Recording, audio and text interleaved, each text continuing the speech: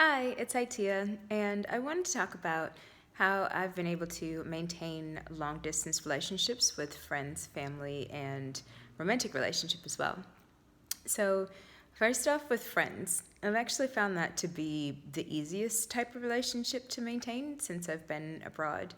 And I think that's because the friend base that I have is really outgoing and has their own thing that they're doing as well. But some of the ways that we've been able to keep in contact is through WhatsApp group, or we'll have a I don't know, like a virtual call just to check in with everyone and see how we're doing. There's email chains every now and then. So that one was pretty easy. And also, the people that I was meeting along the way in my travels were in the same mind space.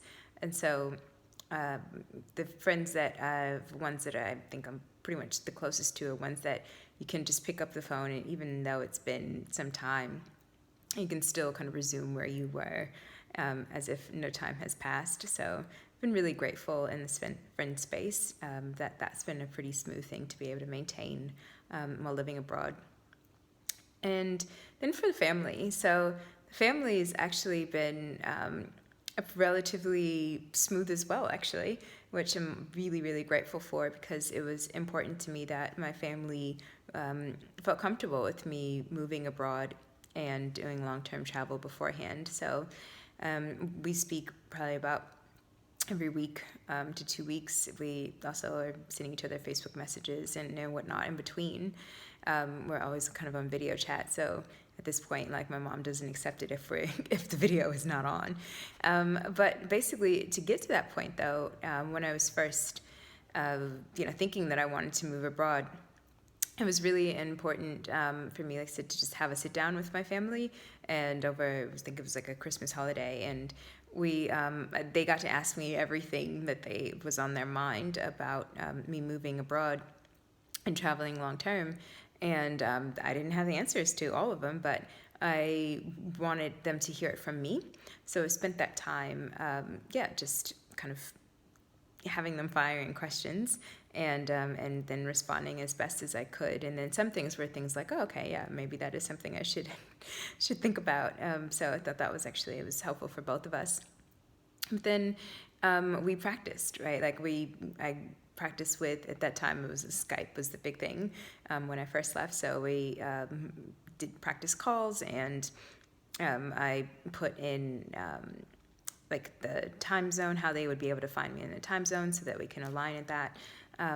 So yeah, I think it was just really important to have a peace of mind for both of us, me and my family.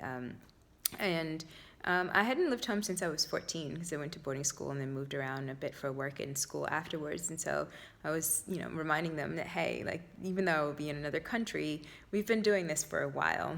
So it's not going to be so different. So just getting them comfortable with that, in terms of more or less just couldn't jump on a flight, or rather, it needed to be a flight, can just jump in the car and as easily meet up. And then with the long distance romantic relationships, so there were people that I've dated while I was in the States, and they lived in other countries, and we would just meet up in different parts of the world. We're fortunate enough to be able to do that, and also keep in contact via email.